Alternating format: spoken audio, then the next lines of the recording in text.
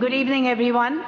It's a pleasure to have our present Principal Commissioner with us, presenting what we may be stuck with for the next 20 years.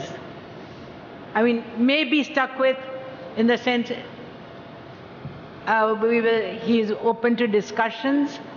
The government will also discuss it before it is finalized. We have our ex-respected, most respected Mr. D.M. Suktankar, who was Municipal Commissioner many years ago, as chairing this session, and Mr. Ramesh, who is the chairman of Deloitte and the president of the Bombay Chamber of Commerce. The reason for Bombay Chamber of Commerce inviting and involving them today is, I've always felt that Mumbai is our heritage. It literally came out of the sea, thanks to trade. And the chamber is 200 years old, like the linking of the islands. And therefore, members of the corporate bodies must take a greater interest in what is planned for our city, what is done with our city. Thank you very much for being here, and I will let Mr. Mehta take the mic. Oh, Mr. Rajiv Mishra is also here. You are missing. Mr. Rajiv Mishra is the principal of the Sir J.J. School of Architecture and also Director Architecture? Director Art, Government of Maharashtra. Thank you. Mr. Ajay Mehta, the Municipal Commissioner, my colleagues on the dais, all luminaries from the corporate world who are present here, students, members of the public, and friends. The manner in which the whole thing has been structured, the present event, is that Mr. Mehta will first explain to us what are the salient features of the revised development plan, which has been published for inviting suggestions and objections. And thereafter, the field will be open for questions, and which probably he would like to answer as elaborately as possible. One of the rules of the game that we want to be observed is that both the questions as well as any comments which may incidentally be expressed should be without any acrimony. They should be constructive, because there can always be two views and two opinions on any particular proposal. And therefore, if we don't disagree, if we don't agree with what has been published, we have every right to disagree, but express our agreement in a firm language, but polite language. And that is the decorum that I think I would request all of you to observe, and that will really make a success of this event. And let us try and make the best that we can of Mr. Mehta's presence, because he is going to, as it were, from the horse's mouth, you are going to get the clarifications, you are going to get a bird's eye view, as it were, of the entire revised development plan, which, as you know, is the second edition, if I might call it, of the revised plan. The first one was originally, I wouldn't say formally published, but became available in public domain, and there was some amount of hue and cry, and the government therefore issued what we call a GR in our government lingo, requesting Mr. Mehta to remove the anomalies, the mistakes, if any, the legal flaws, if any, etc., etc., and present or prepare, formulate a re-revised development plan and publish it for inviting suggestions, objections, which he has already done. The development control rules which are required to be enacted, as it were, to implement the proposals in the development plan have also been published. And all that entire universe is going to be covered by Mr. Mehta. I won't take any more of your time. I would request Mr. Mehta to address us. Thank you. My respected senior, Mr. Suktankar, is one person who we have almost idolized when we joined the service. He was like an idol for us there.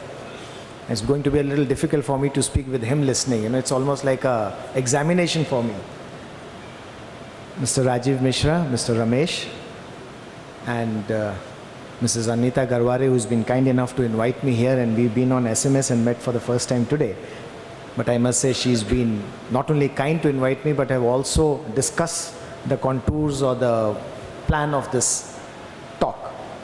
Let me come straight to the development plan itself. First and foremost, what is a development plan? A development plan is something which is mandated by law. It is not done because somebody wants to do it.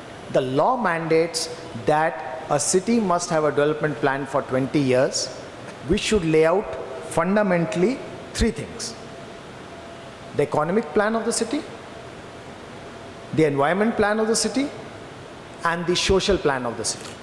These are the three things that the plan must lay out for the next 20 years. How would the economy roll out? What do you want to do with the environment of the city? And how would social equity issues roll out over the next 20 years? When you talk of the development plan, there are three documents to a development plan. The first document is called the introduction or the development plan report. What does the development plan report do? It gives you the philosophy of the planner. I can see a lot of students here.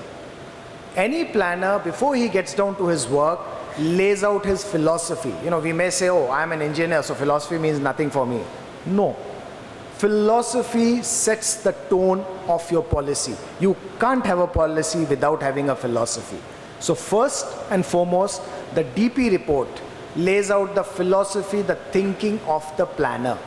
And my suggestion and recommendation to you would be, if you have the time, please read the development plan report. It's an amazing document, not just because we wrote it, but even as we wrote it, we discovered ourselves what we are doing. You know, the kind of things that came out, the way it opened out, it's something which I would suggest everybody to read it. At least the informed citizens must read it.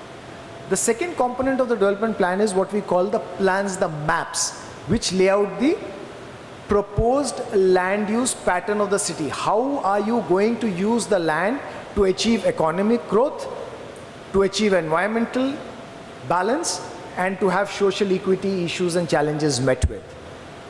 The plan, the maps lay out how is the planned land use going to be. That is the second part. The third part of a development plan is what is called the DCR, the Development Control Regulation. This is the instrument through which you implement what you philosophized. Your philosophy, your plan gets implemented through the DCR. DCR has the strength of the law. It's law. It's only subordinate legislation, but it is law. The Development Control Regulations is the third component. These are the three components to a plan. Having explained what the development plan is about, let us get down to what were the two paradigms when we decided to do the planning for Mumbai. There were two very strong boundaries within which you had to operate. The first boundary was set by the area limitation of Mumbai. Mumbai, as you know, has an area of 476 square kilometers. Looks big. But when you break it down, even I was surprised, 72% of Mumbai is no-go. You can do nothing. Only 28% is what you are planning for. That was the first thing that you must look at. That is the first paradigm. Out of this 72%, if you look at it, 30% is natural areas. 20% of Mumbai is under some or the other reservation, a garden, a playground, a school, a hospital. 12% is proposed roads or existing roads. 1% is RA colony. 9% is what is called the special planning area, over which BMC has no control. It is controlled by MMRD and others. So 72% of the area of Mumbai you are not planning for. It's only 28% of Mumbai that you are planning for. So that is the first paradigm that you must remember we are working under. Now if I break this up into area, if you see that 74, 76, and I divide it by the population of Mumbai, each person has 37 square meters. Out of 37 square meters, if I remove 28 square meters, which is no-go, 22%, I am left with just about 10.4 square meters to plan for. That is the area limitation. And if I compare this, just to get you the comparison between Mumbai and other international cities where we talk of, Tokyo, for example, has 78 square meters per person. Look at London, it's 115 square meters per person. Hong Kong is 155 square meters per person. New York is 152 square meters per person. So even though you may think Tokyo is very dense, those of you who've been to Tokyo, my first experience about Tokyo, my God, how do people live here? But it's almost twice the area per person that's available in Tokyo as compared to Mumbai. This is the kind of limitation that you are working with. So this is the first limitation that we are talking of. The second limitation. Let's look at the population of Mumbai. 2011, we were 12.44 million. In 2021, we are expecting to grow up to 12.79 million. From then onwards, we are likely to see a drop in the population, and 2034, which is the planned year, the population is likely to drop to 11.44 million. That's how the population trend is.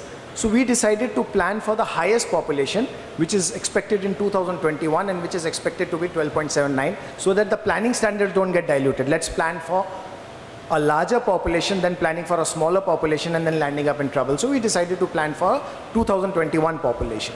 Now if you see the population growth trends of Mumbai, from 81 to 91, that decade, Mumbai grew at 38%, which is mind-boggling. 81 to 91, that decade, we saw a growth of 38% population, decadal growth.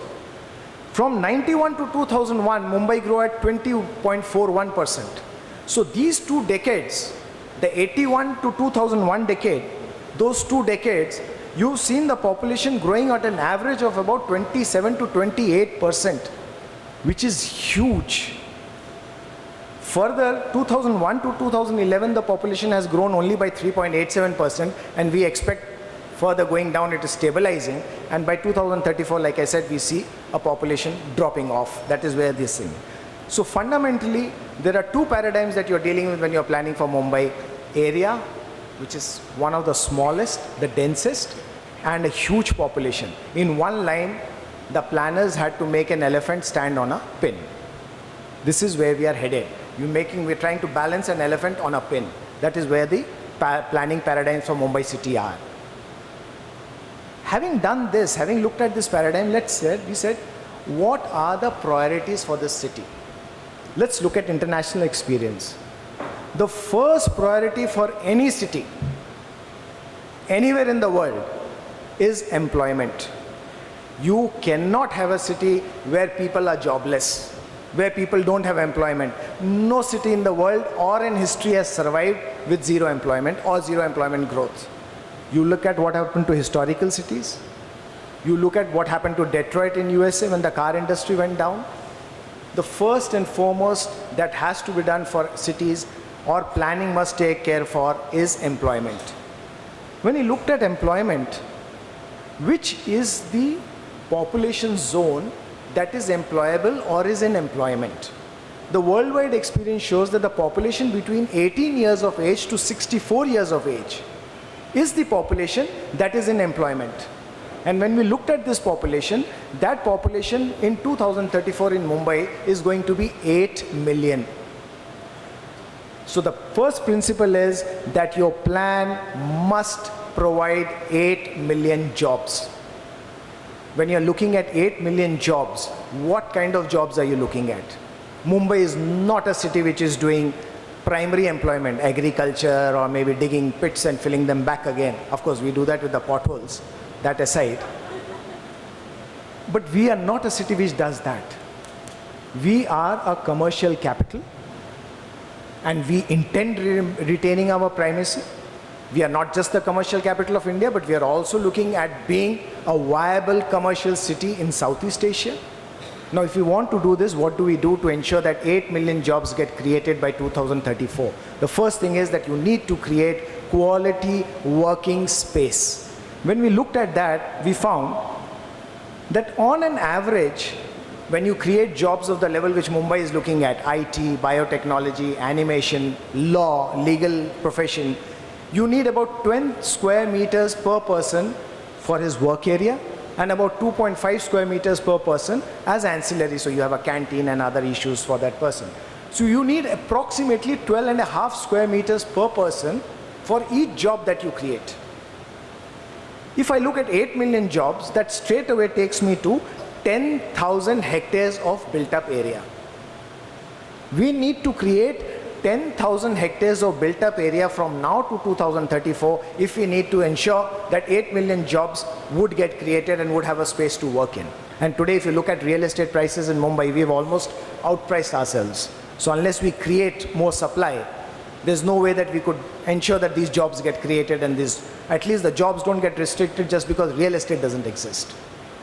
If I have to create 10,000 hectares of working space, the land area available to me, which I said earlier, was just about 12 square meters per person. And that has to accommodate both residential and commercial. We need an FSI of 5. Those of you who are familiar with the definition of FSI, FSI is, in very simple terms, how much area can you build on 1 square meter of land. If there's 1 square meter of land and you can build 5 square on it, very, very crudely put, the FSI is 5. So unless we give an FSI of 5 for commercial, there is no way that we can create this area. Therefore, we decided to give an FSI for 5, for IT, for biotech, for hotels. We decided to push the FSI to 5 so that space for creating work is available. Again, we looked at hotels. For example, a small example as to how we looked at commercial viability of Mumbai city. Now, slowly, if you find a lot of these startup businesses, there are people who are coming into Mumbai for business and moving out. They're not coming to stay in 5 stars. There's a lot of demand for budget hotels. Earlier, you gave extra FSI to only 5-star hotels. You never gave an extra FSI to a budget hotel. And that is where you need to create more space, because there's a lot of these youngsters traveling, a lot of young businessmen traveling, a lot of people just traveling into Bombay for the night, doing work, getting back next day. So we said this time around, no matter what your star category, we shall give you 5 FSI, so that you create a whole lot of budget rooms where traveling becomes more frequent. The more people who come in and the more the people who go out, more and more business gets generated. This is just one example of how commercial issues found primacy in this development plan. The next issue that comes to your mind, you've created the jobs. You made yourself commercially viable. Where do your people stay? Housing is the next big issue on your mind. What do you do about housing? Now look at the housing scenario in Mumbai. Today, Mumbai's per capita income is twice the national income. That is the kind of wealth that Mumbai generates. We are twice the national income. But when I break it down into various categories, you will find that 25%, I'm quoting 2010 statistics. Please upgrade it as much, because that was the latest statistics that was available to me. I'm quoting 2010 statistics. If you break down this per capita income, which is the total average, 25% of Mumbai is earning 12,500 rupees per month. 9% of Mumbai earns 60,000 rupees and more per month. But the median, if you look at the median, if you take mathematically the median of Mumbai, that is 20,000 rupees per month. That is the median income of Mumbai city. Now, when I look at 20,000 per month multiplied by 12, that comes to 2.4 lakhs per year. And if I take an affordable house to mean 4 to 5 times the annual income, I must earn 5 years to get a house, it takes me to 14 to 15 lakhs. There's no house available for 14 to 15 lakhs in Mumbai. 50% of the population you have completely removed from affordable housing. 50% of population will never be able to buy a house in Mumbai. What are we trying to tell our people? Oh, you have jobs, but please live in slums. Is this what is the message that we are giving out? At the end of the story, what are we saying? Fair enough, please live in slums, one generation in slums, then you shall become entitled for free housing, and we shall give you a free house as and when the slum gets redeveloped. But if I do an honest job, I have worked for 30-35 years, I have struggled, at the end of my 30-35 year career, I can't even buy a house. Is this what is the message that we are giving? What do you do to create affordable housing? The first question that people asked me was, how do you define affordable housing? Well, definition as per housing experts or urban developers or planners is 4 to 5 times your annual income. I said, forget that. There's no house available for 14 lakhs in Mumbai. Let's forget that. Let's be practical. What is affordable housing? Nobody is going to give you a house for free, of course, except if you have lived in a slum. But that is not the right way. You make a whole generation live in slum and then give them a free house. Doesn't make sense. Nobody is going to subsidize housing. Government can't subsidize housing. The pressures on the government budget are too many. Subsidy to housing cannot be a possibility. It's not easy for government to say, I'll subsidize housing. So an affordable housing will be a house where I can make land cost zero. The biggest component of cost in Mumbai, cost of housing in Mumbai, is the land cost. If there is a mechanism by which I can make land cost zero, and make you pay just for the cost of construction, which is cost to cost, I would say that's affordable housing. But how do I make land cost zero? Where do I get the land from? We looked around. Can you acquire land? Can the corporation acquire land? Can the government acquire land and build houses? No, we can't. Therefore, we looked at NDZ and salt pans. Yes, people say NDZ is no development zone. Yes, it is no development zone. 91 DP, when 91 the development plan was made, it said NDZ, no development zone, but it very clearly went on and said that this shall be developed in future depending on the need of the city. It never said never development zone. Somehow that no development zone has been misunderstood to mean never development zone. It was not a never development zone, it was a no development zone. So we looked at the NDZ lands. Today Mumbai has 13,000 hectares of NDZ. Out of 13,000 hectares, we found that 10,000 hectares is either a natural area, is eco-sensitive, is a hill slope, is CRZ. So we said first and foremost, let's create a new category. And we created a new category called the natural area category. And out of the 13,000 hectares of NDZ, 10,000 hectares was slotted there. So you were left with 3,000, which is developable. Out of the 3,000 hectares, 700 hectares are already encroached with slums. So that leaves you with about 2,700 hectares. Now these 27 hectare lands are today NDZ lands. They do not have any ecological sensitive feature. They do not have mangroves. They are not hill slopes. They are, mind you, privately held. Now, if you want to bring private land into public use, you have only two options. Either pay him, and which today as per the new Land Acquisition Act, you have to pay 2.5 times the land cost, or incentivize him. I don't see a third method, unless you want to get back to the days of nationalization, where you pass a law and nationalize everything. That is not going to happen.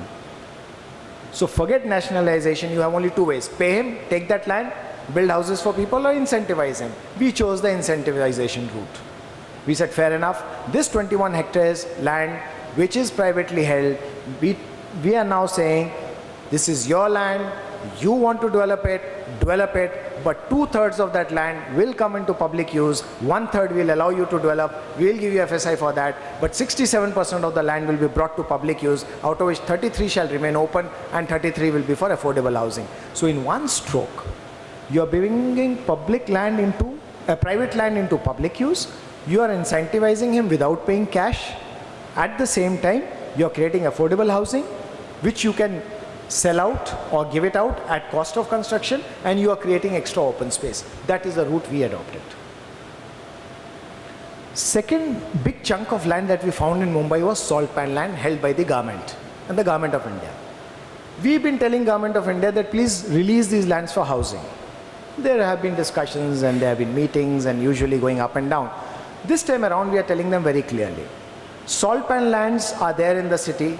If government of India wants to develop it, please go ahead and develop it. But before you develop it, you shall also give a certain portion for public use, and which is affordable housing. So we looked at the salt pan lands, about 2,000 hectares of salt pan land, out of which, again surprisingly, you will find 1,700 hectares are in CRZ, non-buildable. So you're hardly left with about 300 hectares of salt pan land which are buildable. The rest is just not buildable.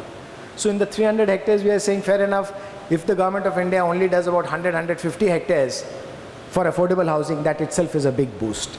So this is what we looked at, and we said, now today if you see housing, we are already, because of those two decadal growths of 38% and 25% decadal growth, we are already short by 0.8 million houses in Mumbai. And by 2034, we expect this shortage to go to about 1 million houses. 1 million more homes is what you need, affordable homes, by 2034. So we saw this is one methodology of pumping in private lands into public use and getting affordable housing going. So this was the second thing that we looked at, was housing. Moving on. You've got your jobs, we've got the housing. The next thing that comes to your mind, and that is also something mandated in the law, what about the environmental issues of Mumbai? You just can't have Mumbai which has houses, which has jobs, and environmental issues completely forgotten. You need to balance that somewhere. And when I talk of environmental issues, environment is defined in a larger way in the development plan. Environment just doesn't mean the quality of air or the quality of water. Environmental has a larger definition in terms of schools, hospitals, open spaces. The environment covers everything. Do we have hospitals? Do we have schools? Now, another very surprising statistics that came out while we were doing the development plan, 95% of the residents of Mumbai have a school available, a municipal school available within 1 kilometer of their place of residence.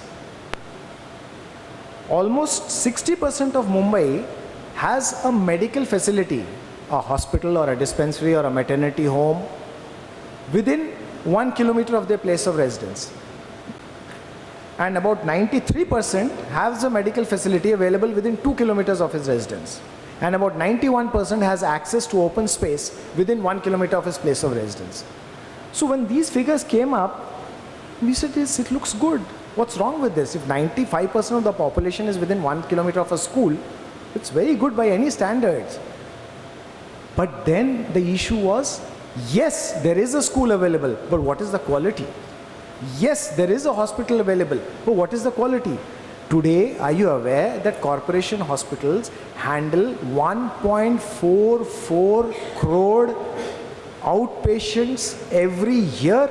40 to 50,000 people come into our hospitals daily, whereas my capacity is just about 80 lakh people per year. We are handling 1.44 crore patients every year in the corporation hospitals.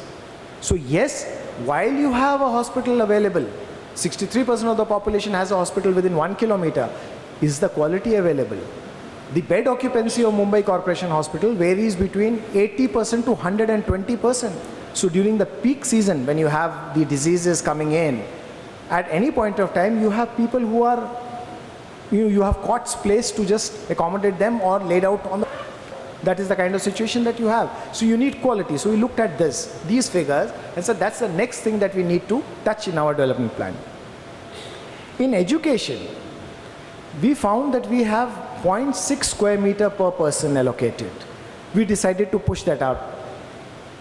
Not just because we thought that education should have higher or the bigger space for the children, but we decided that we must now move into the next step, which is not just primary education, but skilling. It's not just important to give primary education and say, oh well, now you can read and you know the numbers and therefore you are employable. No.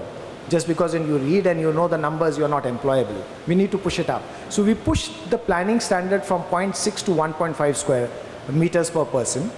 Similarly on the health, because we found our hospitals are getting very crowded, and that's something that the corporation really does for the poor. When he's in trouble, he's in stress, he comes to our hospital and he gets a treatment almost free of cost. So we decided to push health from 0.15 to 0.4. Social amenities like markets and cemeteries, today we are at 0.15, we've retained it more or less at the same level at 0.16. And public open spaces, we've decided to push it up from 1 square meter per person to 4 square meters per person now. That is the kind of push that we are trying to do to public open spaces. In all, we'll need about 7,800 hectares to be acquired or put under construction to achieve these standards. So this was the second issue that we looked at as what is called the quality of life. See what you can do to push quality of life. The last thing, the fourth aspect that we looked at in the plan, you've got the houses, you've got your jobs, the social amenities are in place, but whenever you develop, a city develops, not every person in the city, not every human being in the city walks at the same pace at which others walk. There is a category which can't keep pace with yours, for whatever reasons. One big category that we found was women, the gender issues. And I was myself surprised when I realized and I saw the statistics, only 17% of the women in Mumbai work. Huge gender inequality. You can't call yourself a developed city where 50% of the population is not contributing to your economic growth. And that's something which is very surprising. In a city like Mumbai, just imagine what will be happening. So then we looked at what is the reason. Why are we not getting women in the workforce? The first reason that you realize is what is the first thing that a working woman requires? She needs safe housing. Have we made safe rental housing for women in Mumbai? No. Where a woman coming into the workforce can say, well, I stay in this house for maybe a year or two till I can find a house on my own, move away, the next lot of people come in there. No. Have we looked at daycare centers? You want a woman to work, but where does she leave her children? Have we looked at daycare centers? No. So we said, let's look at these gender issues. Because that's one thing that's going to hold back 50% of your population from getting into employment. The second thing that holds back people from employment is old age care. Now it's not called old age care anymore, it's called assisted living. Nobody wants to be, called old anymore. So it's assisted living. Do we have assisted living centers in Mumbai? No. That's the next thing that we looked at. Fourthly, you have what is called the physically challenged population. Are they not entitled to fuller lives? Yes, they are. Can they not contribute to the economy? Yes, they can. What have we done to get them into the economy? Nothing. So we said, now let's touch each of these four things. As far as women issues are concerned, the gender issues are concerned, this time, first time in the development plan, we've decided to create rental housing, one in each electoral ward of Mumbai. So space will be allocated for that, and housing, rental housing or women's housing will be created one in each ward. Daycare centers, again, one in each ward. Old age homes or assisted living homes, one in each ward. These are the new reservations that we have created, and almost we've decided that this is something that will receive support from the budget, and that would be created there. The second thing we looked at, the physically challenged people, the blind, people on wheelchair. This time the DCR will mandate buildings to be built in a particular way. It will mandate open spaces to be done up in a particular way. It will mandate roads and footpaths to be done up in a particular way, so that there is a legal obligation on you and not a privilege that you are giving it out to the people. It shall be a legal obligation to provide these things in buildings, in open spaces, on footpaths, on roads, so that these people also become contributing factors of your economy. There are certain other things also that we looked at while we looked at this. Was one of the areas that we put a lot of emphasis this time around has been art and culture. I was just in St. Petersburg yesterday and just came back. St. Petersburg, with a population of 5 million, has 109 museums. Mumbai, with a population of 12.44 million, has just 9 museums. Where are we? Theaters, I was surprised, almost every little lane has a theater there. So arts, and art, when I talk of art and I talk of theater, I'm not talking of art which only the elite, because in fact one of the reasons why we were there was to have an agreement with the Russian government on setting up a museum where the youth and the common man also feels connected to art. Art can't be something which is elitist, that only these few people appreciate and go and see art. No, it has to be brought to that level where the common man, the youth feels connected to art, feels a part of it, and that's what we went there to sign an agreement with them. So we've said this time around 20% of the institutional space that we are creating shall be reserved for the art and the culture. You can't have a city which is devoid of art, which is devoid of culture. That's the soul of a city. So that is something again that we've looked at in this plan. We've looked at skill centers, as I said earlier, because employability is going to come from skilling. And the other thing that we have introduced this time is going to be vending zones where only women can sell, women vendors. So we are looking at hawking to be done by women in exclusive zones created for women vending zones. So these are some of the issues that we looked at, equity issues. I'm not getting into the details of the equity issues, but these are the certain things that we looked at. These are the 4 larger things on which we built the DP around. Then there are certain important concepts that we brought in, which I will just elaborate shortly. I cannot get into the details in the short time that I have available over here. One important thing that we brought in was multiple use of space, because we realize Mumbai is a space-starved city. Today, if you put a reservation of a parking lot that is used only as a parking lot, it cannot be used for anything else. If you put a reservation of road, it is used only as a road and it cannot be used for anything else. We said this is quite a huge waste of space. Why can't I have a time-dependent reservation? So for example, Ballard Pier area, which is a hugely commercial area, on a Saturday, Sunday, the roads are empty. There's nobody there. Can we not have a farmer's market there on a Saturday, Sunday? There's a huge parking lot in a commercial area which is empty on Saturday, Sunday. Can we not have an art school running there on a Saturday, Sunday, an open art school where children come, learn how to paint, how to sculpture, play music, go back? Why are we restricting use of space? Why are we freezing it with that one line? This is a parking lot and that's it. So this time we have brought in a clause which allows you to suspend the reservation at certain points of time for a larger public purpose, and we've defined the public purpose over there, so that you have multiple use of space. Similarly, schools, why should it be running only as a primary school? In the evening, why can't it have music classes? Why can't we have a skilling center running there? Why can't it become a study center in the evening? So we've said, let's create what is called, remove this concept of frozen reservations and bring in what is called time-dependent reservations, so that as per the time of the day or the time of year, you could change your reservations over there. Second issue we found was that some of our roads have become very congested, and because of certain road bottlenecks that have been created. For example, you look at SV Road or you look at LBS.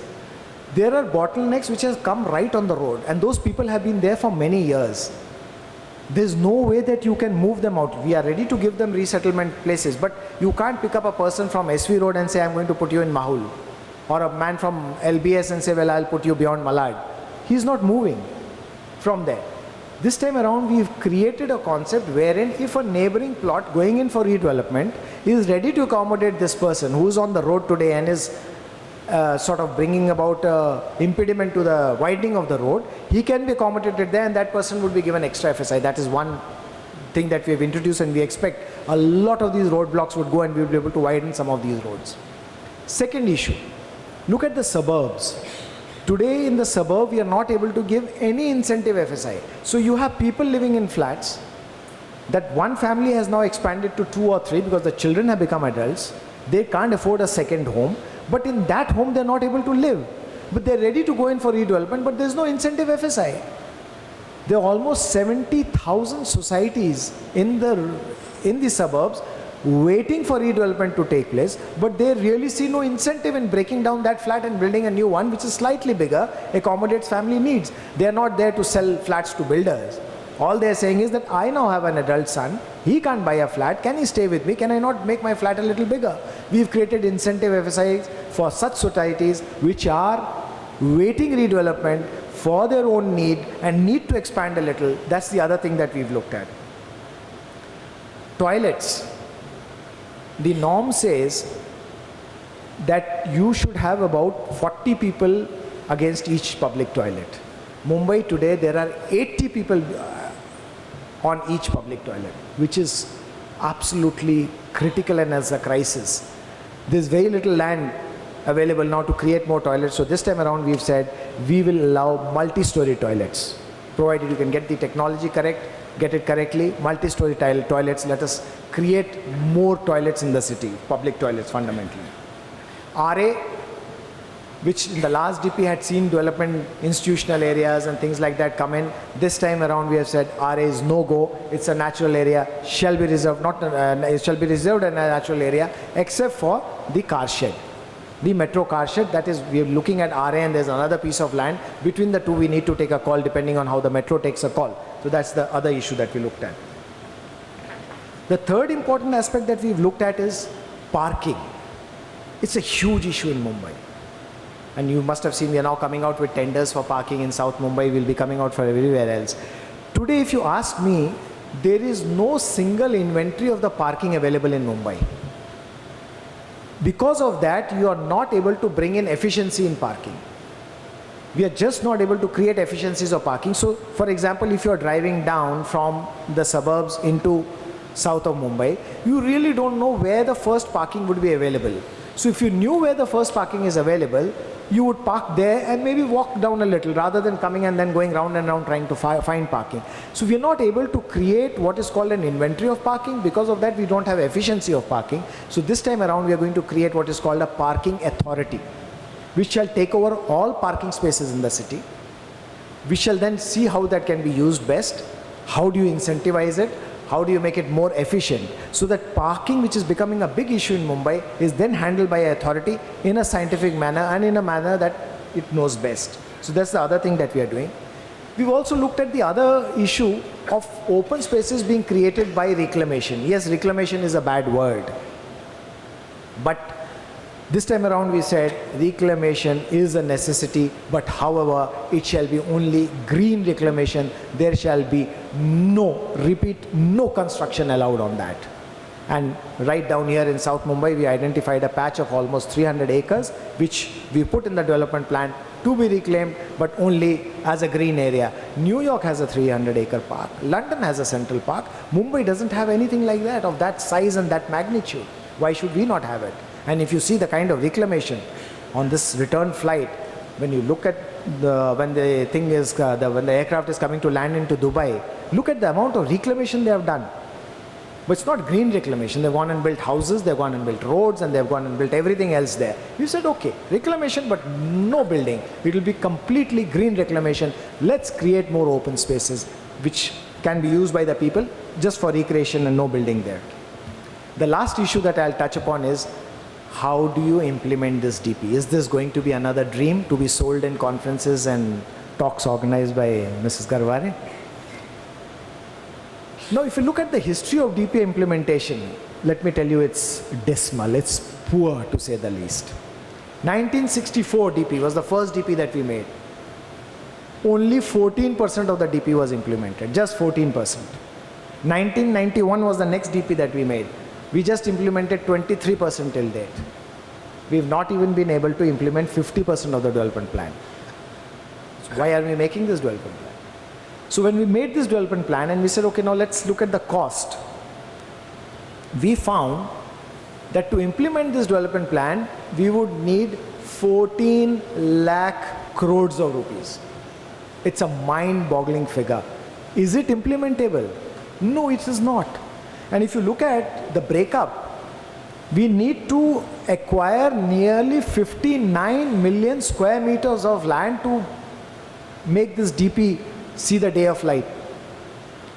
It's just not possible to get that kind of money. In fact, just to acquire this 59 million square meters, we need 13.4 lakh crores. We need another about 0.65 lakh crores just to build the roads and the various facilities that we are talking of, the daycare centers, the rental accommodation for women, things like that. we need another 0.6 lakh crores. So it needs a total of about 14 lakh crores, whereas the corporation through its budget can support only 0.9 lakh crores in the next 5 years. How do you implement this DP? Therefore, we said now this time around, we cannot leave the implementation of the DP to the budget of the corporation. We need to look beyond that. We need to get what is called the public-private partnership into this. Unless we partner, there is no way that we can develop this. So therefore, this time we came out with a new concept called the accommodation reservation concept. And this was for two reasons. One was money. We don't have that budget, and therefore the DP remains unimplemented. And second is the fundamental objection of the people to hand over their lands.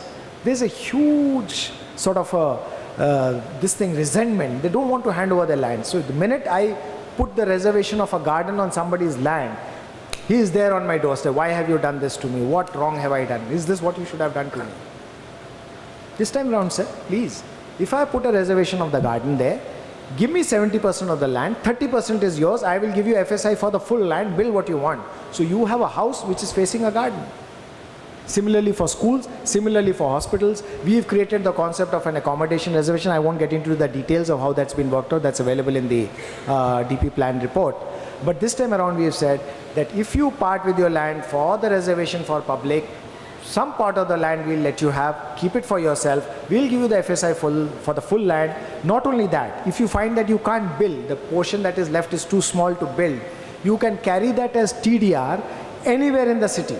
Previously, TDR was available only to the north of the city. This time around, we have said you can carry it anywhere in the city based on the SDR rate. So if you're bringing TDR from Borivali down to Colaba, you will get a much smaller portion. And if you carry it from Colaba to Borivali, you will get a much higher proportion. So we linked it to the SDR rate.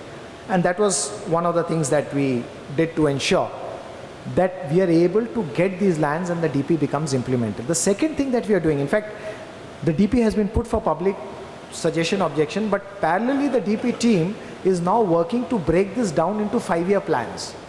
20-year is too long a frame to review anything. You should be able to review.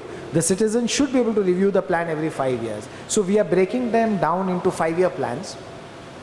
Beyond that, we are now breaking it down to annual plans, and we are going to present a budget which says that this proportion of the budget is going for this development plan work, and this is what we intend achieving in this area, in this year with this budget.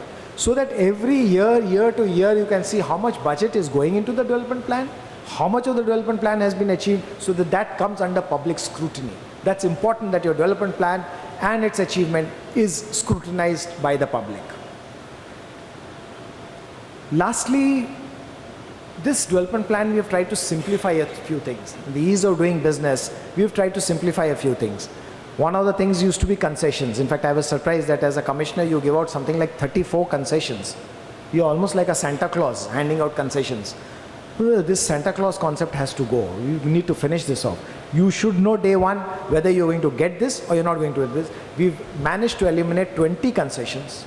So there are 20 concessions for which your file need not move. It's available there to you on the net. If you want this concession, please pay this premium and it's yours. Only 14 concessions we had to remove, because Mumbai also has a very unique thing. The plots are not uniform. Unlike New York or Tokyo or London, where you can see the plots all square, straight line. Here you have a plot that's circular, they're hexagonal, they're round, they're all sorts of shapes and sizes that plots come in. So you need to have certain concessions to be given out so that building activity can take place. We've got into more delegation in the development plan, basically the DCR. Fundamentally what we've done is, we've tightened up the definitions in the DCR. The whole litigation starts from a weak definition. So the minute the definition is weak, the litigation starts. It's just like that paperweight. Is paperweight a stationary item or is it a glass item?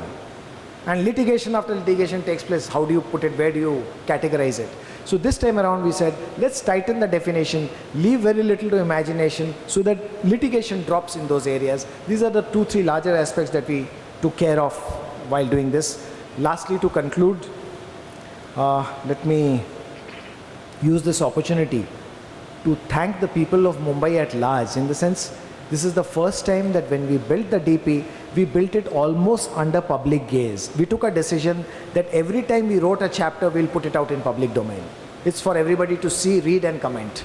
We won't sort of make the whole building and then lift the curtain one day and suddenly people say, oh wow, this is not what we expected. So along the line, we kept putting everything in public domain, and I must say people responded very positively. There were a lot of suggestions that came in. In fact, some of the ideas which I just spelt out here came from Mr. Suptankar himself when he came to comment on that, and we've accommodated and taken on board. That is one thing that I must thank people for. Secondly, I must also mention over here that this is one development plan that has been done exclusively by the officers and engineers of the corporation. Anything that we do, we employ a consultant, and the big six are there, so they are doing it. This is the first time around we said, no consultants, we have enough experience here, we have knowledge, we have wisdom, can we not do it ourselves? And I'm very happy to say and very proud to say that my team, basically the engineers from the corporation, got down to it and did it. And lastly, I must also express my gratitude to Mr. Jha, who was at one time my boss. He has a huge urban development experience. He led the team over there, and we could achieve what we achieved. It's now open for public suggestion objection. If you have a suggestion objection, please do ensure that you are able to put it on the website, which is defined, or physically hand over a copy on the address that's given. It's only then it gets registered now. From now onwards, any suggestion objection given orally or through any other medium does not have the force of law. So now, till the 29th of July, there is an opportunity to still put in if there is a suggestion or an objection, and that would be considered. From now onwards, the two processes that will happen, there will be a planning committee which will look at all these suggestion objection, prepare a report and submit it to the general body of the corporation where the whole plan goes up. The general body gets 2 months to debate on it. The general body after debate shall then either accept, reject the suggestion objections, or have its own comments or suggestions and send it up to the government, which finally has to accept. We are expecting a time frame of around November, December by the time the development plan should become a reality. Thank you so much. Thank you for listening patiently to me, and all the best. On behalf of all of us, I want to propose a very hearty vote of thanks to Mr. Mehta for holding us almost spellbound for almost an hour, and expounding the various principles on the basis of which the plan has been drafted, the broad contents of the plan, and so on and so forth. And now it is for the audience to raise any questions or ask for clarifications. As I mentioned initially, I don't want any acrimony in the discussion. Let not any motives be attributed. Let us assume, at least for the time being, that we are both on that side and this side, as it were. We are both equally committed and honest to be able to serve the city and to improve the quality of life in the city. And it is in that spirit that you are requested to put the questions to Mr. Mehta. In fact, as the chairman, I would exercise my privilege, as it were, by raising only one issue for your, because it has not been touched upon by you. And also because I have been the chairman of the Heritage Committee for 3 terms, initially when the committee was constituted. And one of the anxieties, I think, probably I'm taking the wind out of the sails of Anita, because she has been dabbling, if I might use that word, in heritage through the Indian Heritage Society. But we find that several suggestions from time to time relating to heritage properties, heritage buildings, natural heritage areas, etc., have been lying with government for almost 10-15 years. And nothing has so far come out of the various recommendations which have been made by the successive heritage committees, beginning from me, then Upasani, Ranganathan and Afzal Purkar and what have you. The point I want to make is that one of the lacunae, if I might call it that way, of the development plan is that it doesn't incorporate in the plan which are the heritage precincts, which are the heritage properties, and what are the, like the existing regulation 67, what are the special regulations or specific regulations relating to development of listed heritage properties. And everybody is worried, and you talked about the importance of art and culture, including even employment. Nowadays, in developed countries, tourism is becoming a very important source of employment. And one of the important parts of tourism is visits to heritage areas and heritage monuments and what have you. So let us not look upon heritage as a very elitist kind of thing. And let us try to use this concept and convert it into a practice which will serve the important objectives of the development plan that you tried to explain to the audience today. So why is it that this has not found adequate recognition and mention in the development plan, in the development control rules, is one single question I would put, because I want the audience to participate. We are just at 8 o'clock. I don't know what the organizers want to do. We can carry on for about half an hour more, or?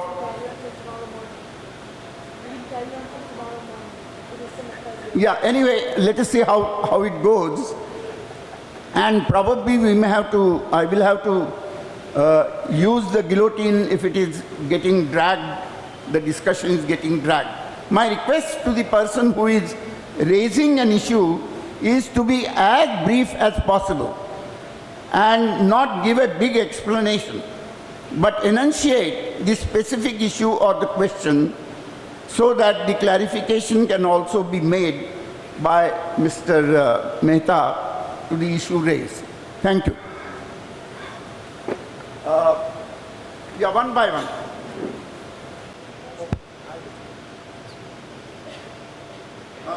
Let him clarify on the first question. But later on, I think if we start answering every question and then the next one, don't repeat it again. So we will, I would request the audience to field the questions. He will make a note of the issue involved and then give a comprehensive, all-inclusive response after the main questions have been raised. So, of course, I will make an exception with my first question, because that is something which has not been touched upon.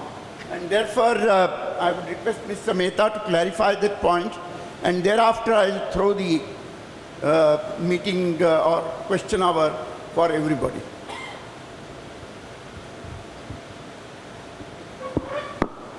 So that issue about heritage that you raised, a very valid issue. In fact, there was a lot of debate on how do we deal with this.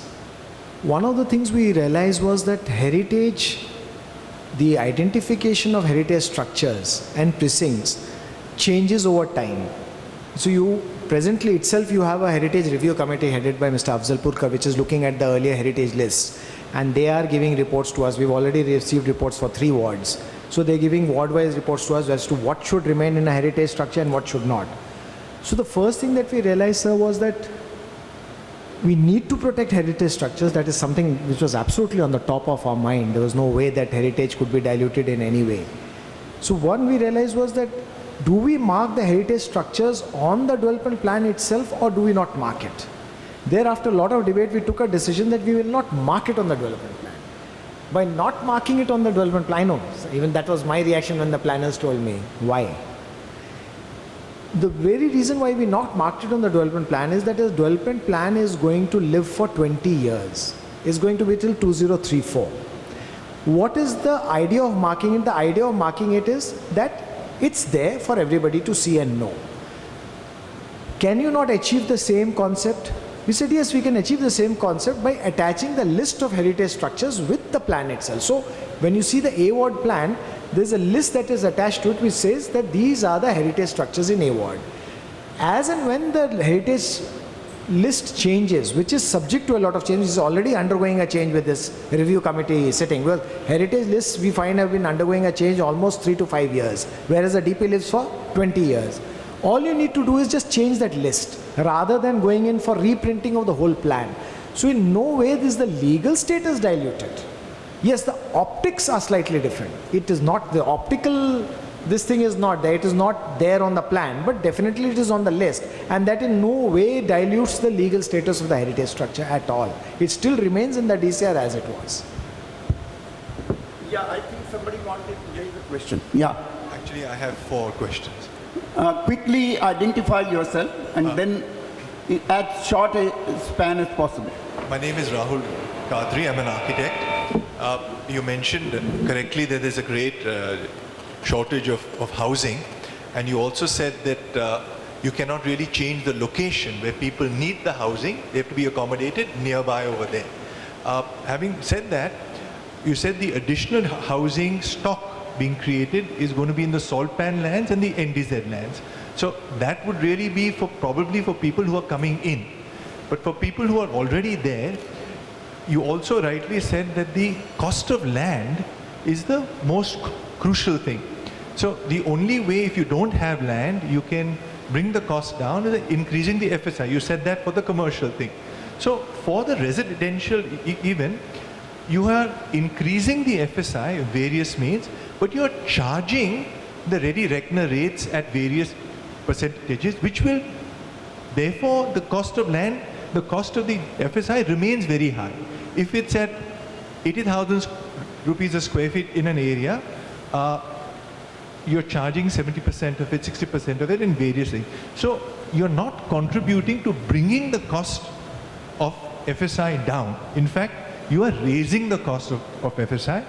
So therefore, affordable housing will not be created because the government is now wanting to make money from selling FSI, which as a concept has come about in the last 10 years or so, with fungible FSI, etc. So isn't that something very contrary to your stated purpose of wanting to bring down the cost of land? Yeah, next question. Yeah, 1 minute. I think the person behind has caught my eye. You, please. Yeah.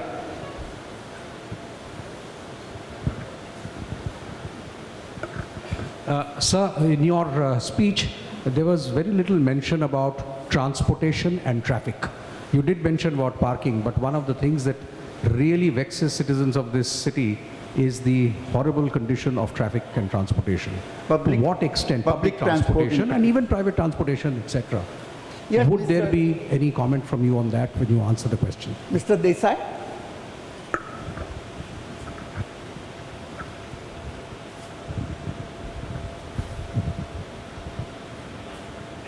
The question of environment arose.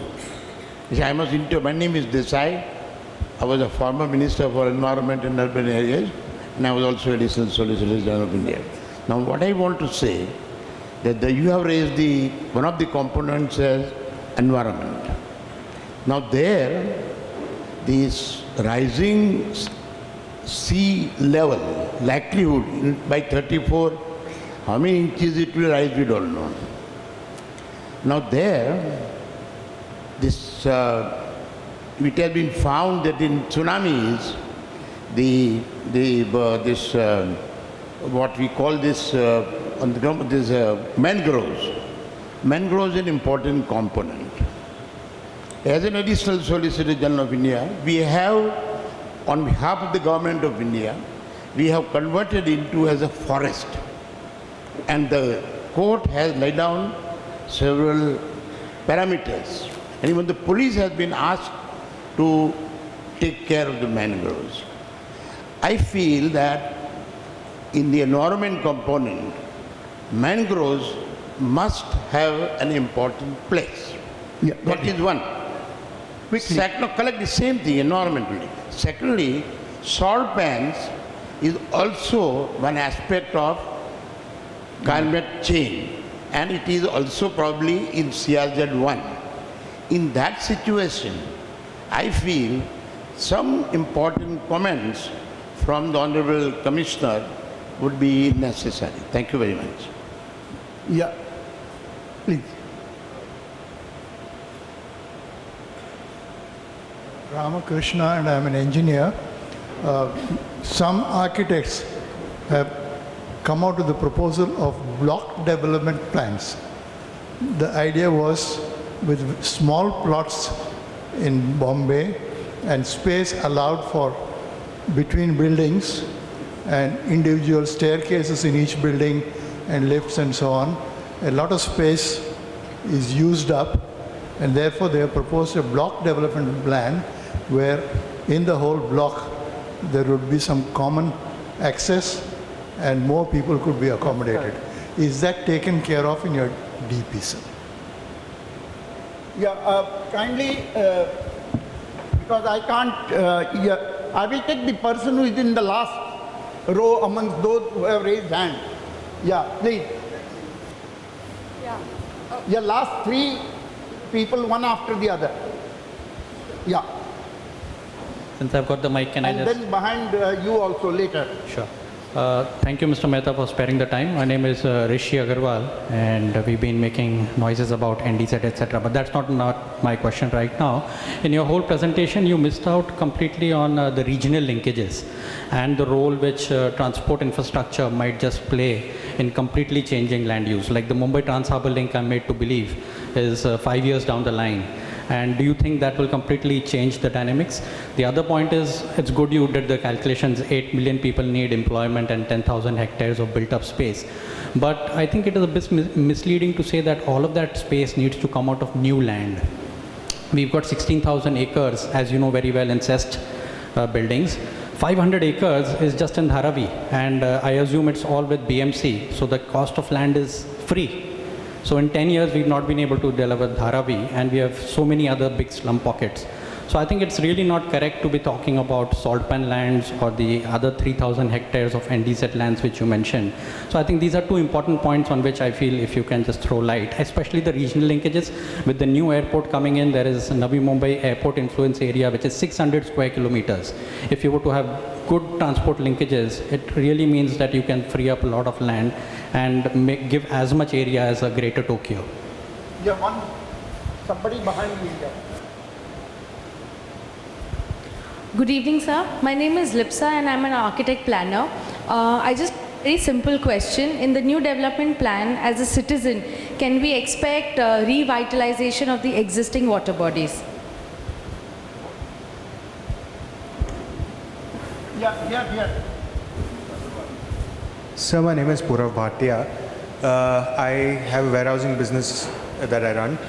But just going as per your presentation, you said there's some amount of land that you've reclaimed in South Bombay to get freer, greener areas. Now, as you yourself mentioned, there's a huge amount of land. There's a known development zone. Can we make that into a huge park like Central Park, like London or something like that? I mean, that was one of the things I can just think of. Yeah, here, the person who is raising the hand. The extreme end. Oh, extreme end. Okay, fine. Yeah. My name is Salil Randive. I'm an architect. One query I have is most of the time in a lot of these development plans that you gave the history of, several times there are conflicts within the government agencies. I mean, there is a BMC proposing something and the MMRDA saying exactly the opposite. The civil aviation is trying to expand Juhu Airport and taking over the beach. If you're looking at creating 300 acres of public space, maybe you could just move that whole Juhu Airport out of the city. You don't need 22 helicopters taking up 400 acres of land in the middle of the city, for example. But how are these kind of conflicts between the railways and the MMRDA and the government, the state government and the central government actually going to be balanced over the next 20 years in trying to implement anything on this in a linear manner? Yeah, on this side. Hello. Now only last two questions, because Mr. Mehta must have time Yeah. left for clarification. Yeah, the lady. Yeah. I'll just finish up. I'm Vasant Patil. Yeah, I'll give that. Sir, the philosophy in the DP report plan and DCR, how do you convert that philosophy in a DCR which is lacking? Because DCR is basically a legal document. Few are SWM vending zones, which are to be related with existing rules and acts of either central or state government. Like vending philosophy is a central government 2015 Act. SWM rules under 2016, it has to be related and translated into DCR, which is lacking. The other one which is lacking, we were happy that we were all hospitals at 1 kilometer distance, but at 1 kilometer distance from Mumbai, it is a 1 hour or 1.5 hours. So let us talk about that golden hour, whether golden hour is reduced to 10 minutes. The other one is for the getting more land for redevelopment. Can we not go for a conveyance which has been hanging around these things? Instead of a team conveyance or anything, it has to be auto conveyance, which most of the societies have registered societies. Let us go for auto societies. Okay. The rest of the other things, I'll give an email address, sir. Thanks. Ms. Alipta Shah, I have a question for you. You talked about reducing litigation. But several of your definitions in your new DP, they are practically taken word for word from the previous DP, which have all resulted in litigation. So one is related to that. The other one is you talked about developing additional housing, or rather, old buildings in the suburbs going for new housing, as in going in for redevelopment. But like that gentleman said, many of them have disputes with the builders, and now this additional FSI is just going to make the builders never going to give them the conveyance that they need. So related to that. I think somebody far behind was raising hand. Yeah. May I? Last question by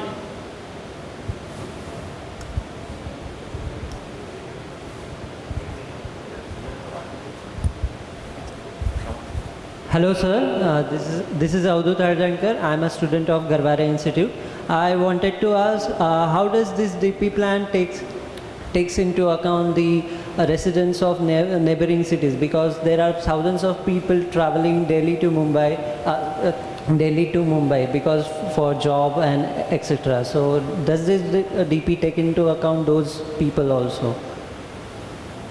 Yeah. I think I'll be unfair to my fellow panelists if they don't have a chance to raise one question each. So I would request Mr. Mishra to raise one question and... Tandkar sir, very much. I have been, like you, been listening to sir's explanation about the development plan, and my question related to art district and culture district is quite pertinent, because as Directorate of Art, Government of Maharashtra, I would like them to be taken up first, because art and cultural development can bring new values to the city, citizens, and it should be taken in the first phase of plans. So you said 5-year plans. So I would be very happy if it is in the first 5 years of those 20 years, when you would first look at, of course, comprehensive development, but more funding for art and cultural development precincts in the city, because that would change the scenario. Mr. Mehta, thank you very much. It's truly awesome presentation. Coming from a 180-year-old institution like the Bombay Chamber, I think we are fully committed to supporting you in whatever tasks you may assign to us to assist in implementation. But I have one specific question. In the development plan, are there areas earmarked for specific commercial activities, particularly the newer activities, could be IT, could be some of those which you mentioned, rather than have commercial activities spread all over and then we have serious issues with it? Yeah. Anita, I forgot to give you the mic. Do you have any question? No, I don't have a question. Okay. I'm happy to listen for you. Okay. Now, Mr. Mehta, the floor is yours. So the heritage question I've answered, but please forgive me if my answers appear more as justifications rather than this thing. But I'll try and answer every question that you'll have raised. The first question that was raised by Mr. Kadri about FSI being priced and that would that not send up the cost of housing? See, when we're talking of affordable housing, we're not talking of pricing that FSI because that land is something that is coming to us free of cost by giving an incentive to the person who is going to build. The only place we are going to price the FSI is going to be the commercial, where we are going to take the FSI up to 5. So that's where we are pricing it. But we need to price it because every time you raise the FSI and you get more people, you also need to develop infrastructure for the city. Somewhere the corporation also needs to earn its money. Today, building proposals gives us at least 5,000 crores, which is almost equal to what we get from Octroi. That's a huge source of income that's coming in. But housing, affordable housing, we are not pricing. Commercial, yes, we shall be pricing. And it will be priced at the SDRR rates. But of course, not the full SDR rate. It will be a small percentage of the SDRR rate. About the issue of transportation, and that's, I think, common to a lot of people. Yes, rightly so, I have not touched the transport issue now. It finds a mention in the DP. It's been taken into consideration in the DP. But I'm not getting into it because that's a chapter in itself. So that, I'll leave it so that Anita ji can invite me once more. So I'll leave the transport aside today and take it up some other day. But only thing, let me tell you today, the transport infrastructure in Mumbai, we have about 9% of Mumbai's area under roads, which is very poor by any standards. The standard for a city like Mumbai is 18%. You must actually double up your road area. That is where we should be. But however, in this plan, we are trying to put a modest target of 12%. So we're trying to push up the road area from 9 to 12%. That's one thing that I must mention. Second thing that I must mention, that while Mumbai is seeing a stagnation in growth, population growth, and is likely to finally drop, but that is not so about the MMR region. So if you see the 9 corporations and the 8 municipalities which surround Mumbai, the Thane, the Vasai Virars, the population there has grown and has grown absolutely geometrically. So transportation is a very key issue with the metros now coming in, elevated corridor, the coastal highway. So transportation has been dealt with completely separately, the coastal highway, the metros. I won't deal with it today, I will leave it for some other day. So that's another thing that we have considered, but though in my talk I have not dealt with it. That's the next question also was again the transport. I didn't mention anything. This is the very reason why I didn't touch it. The other question that came out from Mr. Desai was about flooding and the sea levels rising. Mumbai, fortunately, we've been able to do a contour mapping of Mumbai after the 2005 floods.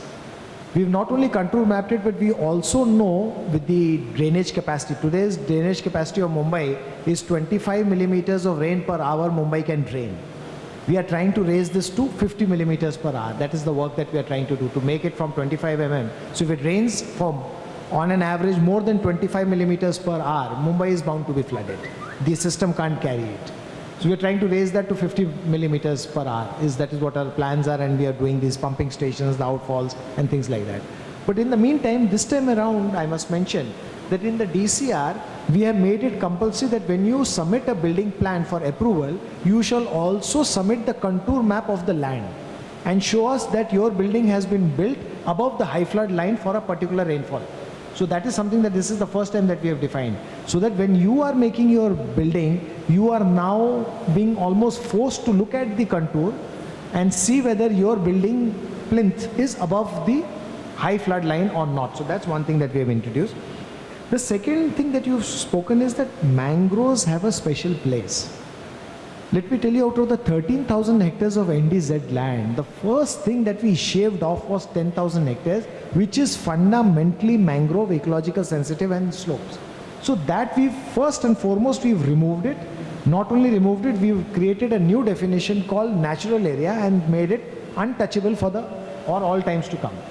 Not only that, when we were doing this plan, we discovered that almost 10 square kilometers of new land has emerged from the 91 DP to now in the Thane Creek area, which was not seen in the 91 DP.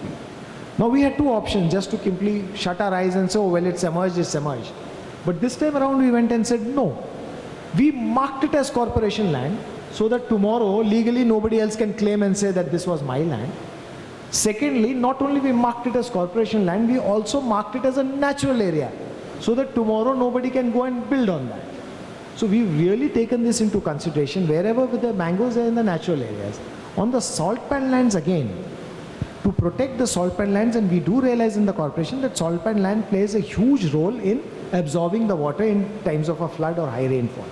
Out of 2100 hectares of salt pan land, 1700 hectares are already in CRZ. So they already stand protected. So we are not touching those 1700 hectares. All we are saying is that out of that, whatever is left, let us try and see if we can get a modest 100 to 200 hectares into housing, that too beyond the CRZ 1, 2, 3. So we've made sure that any naturally provided environment feature is not touched in the development process. That is something that's been ensured in this deal. The next question was about, Mr. Ramakrishnan here raised it about cluster development. Cluster development is a wonderful idea and must take off. If you look at what's happening in Kalba Devi, you look at some of these crowded areas, the only way out seems to be cluster development. You really cannot develop those plots in Edda Bay. So this time around we have incentivized cluster development. So if you get one plot, you will get a certain incentive FSI. If you combine 2 plots, you will get a higher incentive FSI. If you combine 3 plots, we give you an even higher incentivized FSI. The only 2 cluster developments have taken place in Mumbai. In spite of having 33.9 from 91, we've been only, except for Bhendi Bazaar, that's one which is taking up, and there's another which a private developer is doing. Apart from these 2, 33.9 cluster development has not taken off. So one was the incentive issue which we have created. But there is a second issue which I really don't know how to deal with, and that's something maybe suggestions are welcome, is that unless 70% of the people consent, the cluster development can't take place. So you can have one society or one plot saying, yes, we are ready. But there is a second plot, an adjoining plot, there the residents don't agree and they stand out. So unless everybody in that cluster agrees, and Bhendi Bazaar became easier to do because there was one person who could say please agree and everybody agreed. So cluster development has a major issue with people's outlook. Why that is there is something that's to be debated. What is the solution? I really don't know. But as far as incentives are concerned, we built in those incentives to encourage cluster development. The third issue again about transport and regional linkages, I'll leave that. Please don't take it that it's not important or it's low on the priority. It's only that I chose a few subjects to speak on. The development plan is too huge and complex a subject to be finished in 1 hour. So there were just certain subjects that I chose. I didn't choose this, but anytime later I would be very happy to do it. The other issue, very valid thing that you read, Mr. Rishi Agarwal, was that corporation has huge lands. In fact, today we are the largest landlord in Mumbai. So is the government. But this time around we said that the land belonging to the corporation and belonging to the government, whichever is available, shall be earmarked only for public reservations. That is open spaces, hospitals, schools, rental housing and things like that. So that the cost of acquisition comes down. If you try to acquire private land, it becomes very expensive. So we have not touched those lands for any other use except larger reservation. So that's what we've done with this thing. As far as Dharavi is concerned, the government is already working on it. There is a Dharavi DRP and a special authority that has been set up. Bidding process is on. I'm sure Dharavi will see. Development government has already seized of the matter and it's moving. It's corporation land, that's a fact. But things are moving and I think very soon we should see results over there. There's a very important question which the lady there raised about revitalization of water bodies. Today, which is the biggest water body that we have in Mumbai? Is the sea, is the ocean surrounding us. We are an island city. And look at the mess that we have created. In fact, I, for one, when I go to the beach, of course my children are now grown up, I would never let them go into the sea. It says, stay off, watch the sea from there, don't step into it. Why? Today we supply 3,300 million liters per day to Mumbai city. It's one of the highest supplies anywhere in the world, 100 million liters of water. Out of 3,300 million liters of water, about 1,200 to 1,300 million liters per day is going into the sea untreated. Look at the mess that we have done to this water body. We should have been a thriving ocean tourism, oceanfront tourism city. We have absolutely no ocean tourism. There is no way you can venture into the ocean. We've completely destroyed it. Not only that, one step ahead, Water is being wasted. If you treated this water and brought it back into the city, at least your non-potable use you can take care of. Today we are talking of desalination. Desalination is expensive. It is frightfully expensive. Having come from the power sector, desalination is nothing but power. Power is going to become expensive. Energy is expensive. Energy is environmentally damaging. Desalination is not the solution for Mumbai. We need to get this water back. Therefore, we've embarked upon a program. In fact, Kolaba is already out. We've allotted the work. It's going to start maybe in the next 15 days. Kolaba's work will start. We're putting it up in Worli, in Bhandup, in Ghatkopar. So we are going to put up desalination plants in the next 4 years so that every drop of water that Mumbai uses shall be treated to 10 by 20 standards, which is what is specified, and brought back into the city for reuse for flushing, gardening, washing, and things like that. So you have not only rejuvenated the biggest and the most priceless water body you have, but you also created an additional source of water for the city. That's the other thing that, thank you for raising that question. There's this other question of natural area. Can we not do anything about making it a central park? See, open spaces are of basically 3 types. There is one open space which is just not accessible. These are these natural areas or hill slopes. They are open spaces, but normally citizens don't go there. There is a second category of open spaces which are accessible. Gardens and parks which are open to the general public. And there is a third category of open spaces which is available to the public but a limited portion of the people. Say for example, a garden in a gated colony. It's an open space but it is available only to the residents of that gated colony. Now we need to increase spaces at all the 3 levels. You need to have open spaces which is not accessible to the people so that the eco-diversity, the biodiversity, the sensitivity of the area is maintained, and that is what the natural areas are all about. You need to create open spaces where public at large can go, and you also need open spaces which are used by that limited population which stays or lives around it. So when we looked at open spaces where people at large can go, we found a complete shortage of that, a complete deficit in that. Therefore, we looked at areas which could be reclaimed to create these green open spaces. And this one near Kolaba which we found, it's almost, if you see, it's already the stones are there, there's a breakwater already put over there.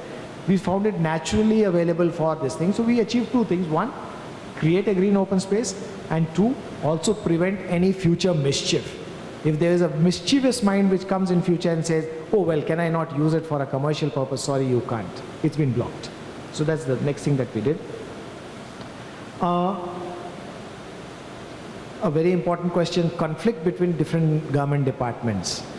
Democracy is all about conflict. Let me not philosophize, but I suppose litigation is all about conflict. There are citizens, there are groups, there are environmental groups, and then there are groups who says there has to be development, there are groups which say you must do this, but you must not do that. Conflicts are a part of this thing. The whole issue is, how good is your conflict resolution? That is important. I'm not too worried about conflict. If you have to be in a democracy, you must live with conflict. Do you have a conflict resolution mechanism that takes care of this challenge of conflict? Yes, the government has it. Yes, MMRDA has plans. The airport authority has plans. The airport authority wants to set up a full-fledged airport at Juhu. They feel that the Mumbai airport has become very crowded. Apart from creating a new airport, you also need the Juhu airport. MMRDA feels that we need to do metros rather than roads. Corporation feels do the roads. There are conflicting demands, there are conflicting issues. But let me tell you, Mumbai has been lucky that we've been able to resolve our conflicts, resolve it in 2 ways. 1, amicably, and secondly, in larger public good. So if you have a conflict, I'm not worried, but if you can resolve it amicably and larger public good, I see no reason why you should not have a conflict. You must. Any development can't take place without conflict. About SWM rules and vending rules which Mr. Patil raised. Well, there are various other laws also that govern the development of the city, and to implement those laws also you need land. While the development plan looks exclusively at land use, but there are other laws which have to be implemented and also need land. SWM, for example, needs land. I didn't cover that because that's another subject in the DP. This time around we are creating garbage disposal centers in every ward so that you don't have to move this garbage all the way down and you dispose it scientifically in the ward itself. So we are creating that. We have provided land for that in this thing. Similarly, vending. vending is covered by a vending act, which has been enacted by the government of India. We've this time provided a vending zones, and that has to be gone through a public process of public hearing that would go through. So while the development plan looks at exclusively land use, there are various laws which in the very factum of implementation needs land. And that has been provided for in the present act. We've kept all these laws in mind. I won't get into the details, but there are plenty of laws which to implement need the land. For example, metro. That again has a law, and how the land has to be provided for metro is very well defined. We've kept that also in mind. There's this lady who said that, well, you're trying to tighten up definitions, but your definitions from the 91 DCR have got carried over. Yes, we've really not tried to rewrite the whole DCR, but we've tried to look at those definitions which have led to litigation. In fact, this time I had a special team from my legal cell which pointed out the various definitions which have led to the maximum amount of litigations and which have led to the maximum amount of pain in terms of feeling discriminated. There can be a definition that can lead to litigation. There are also definitions which lead to pain. Pain in the sense you feel discriminated. You feel this guy was his friend and therefore he got advantage of that loophole, whereas this guy hasn't got it. He may not litigate, but he feels pained about it. So we've looked at all these definitions, and those are the definitions that we've tried to tighten. There may be a few that we would have left out, but you're please most welcome to point that to us. We will be only too happy to incorporate it. But we've not tried to rewrite it, we've tried to tighten. But you still feel that there are certain issues that need to do. That's one of the top priorities that I have. So if you have something, please do point it out. There was this thing about housing in the suburbs. Again, it will go to the builders. I've been, also addressing this group of so-called builders, and I've been telling them, please change your name from builders, because builders, koi to bhi body builder hai who's out to sort of twist your arm. I said, you are also performing you are also performing an economic activity in the city. Please call yourself an entrepreneur or a housing provider or something like that. Don't call yourself a builder, because that gives you it's like those bodybuilders standing outside bars and restaurants waiting to throw people out. Let's sort of change the definition somewhere. But see, the whole concept is that you must increase stock. Finally, I won't get into the economic philosophy of this country, but we've decided to subscribe to the capitalist system of economy, with, of course, socialism maintaining some sort of a balance so that the poor are not completely deprived of what their fundamental and basic needs are. But more or less, we are following a market economy. Market economy is also under great question and stress now, whether has it really served the purpose, not to get into that debate. But definitely when we are increasing FSI, allowing higher built-up areas to societies, we are also, don't forget, adding to housing stock. There is an odd chance where the family may not live and sell it and go away. And they might decide to settle in Nasik and sell this house to somebody else. But you finally add it to stock. So one of the important things that in markets have to be that you need to increase supply. And that's also one of the things that have weighed on our minds, that let's increase supply, because that is also one of the ways to bring down cost of the goods that you are providing. About art and culture in the city, Mr. Mishra has been very worried about this, so to take care of his worry. In fact, one of the things that we are setting up now is on about 26,000 square meters of land, the Textile Museum in Kalachowki. It's a piece of land that has come to us from the ex-NTC mills. And we intend, that's again a beautiful water body of about 2,500 square meters that we are trying to develop that. And one of the reasons why we were in Russia was to sign an agreement with the Hermitage. In fact, I was myself amazed to see that museum over there. The way they've done it and what they've done is amazing. And fundamentally, the whole concept is that this time around, art and culture has to be something that connects with the people. And that is why, like the last discussion which was between the two of us, and I must make it public today, I have offered him and the JJ School of Art to take over the design of this museum. Why don't you? And I strongly feel, and he asked me why a JJ School of Art. I told him art and culture is something that comes out of rebellion, and rebellion is in the youth. And you must use this rebellion positively. That rebel in the youth must come out in art and culture. You must be rebellious when you talk of art and culture. Art and culture cannot be conforming. If it conforms, it is not art and culture, it's the routine. So he said, let the students get into it, let's build something which the city connects with, and therefore we've tried to broad-base the architectural input into this textile museum that we intend setting up. The land is already in the corporation possession. This year in the budget we put in some money, and let's hope to see It's start, and you're talking of speed. Let me see how fast you get it going, get the plans on the drawing board. Lastly, which Mr. Ramesh dealt with about, have you marked special areas in the commercial? Well, we haven't. We've all we've said is hotels. Yes, we've said that we'll allow you 5 FSI, but IT, biotechnology, again we've said we will allow you 5 FSI, but we did debate this, that should we mark the areas, but we decided not to mark it. Again, let the markets play out. You know, sometimes certain areas have a natural advantage, which as a government officer, you know, we are very blinkered. We really can't see natural advantages. So I may mark an area as IT, but the business feels that it's more apt to be used as biotechnology. Why have you marked it as IT?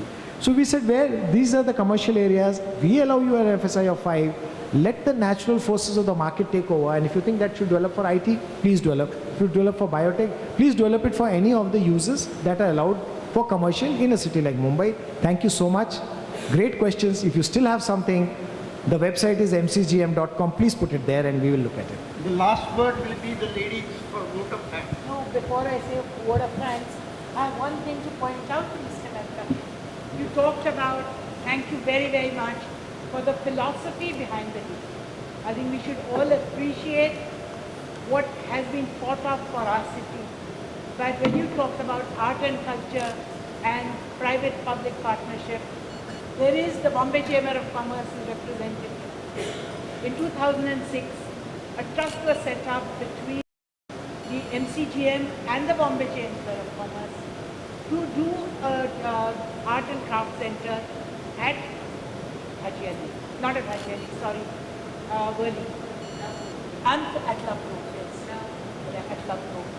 Please could that be looked at again, because it takes into consideration two of your views today, which is private-public partnership with a public body like the Bombay Chamber of Commerce, and bringing art and bringing Maharashtra arts to this. Thank you very much. Thank you very much, Mr. Mehta, for your very excellent talk today. Thank you, Mr. Subtankar, for chairing today. Thank you, Mr. Ramesh. Thank you, Rajiv. Rajiv is always my guide and friend. Thank you. Thank you. That brings us to...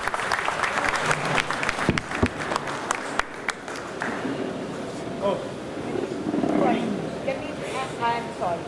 Thank on behalf of the Indian Heritage Society.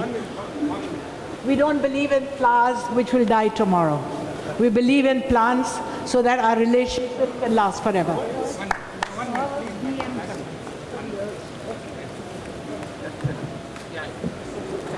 Thank you very much. I know, when are you arranging the program?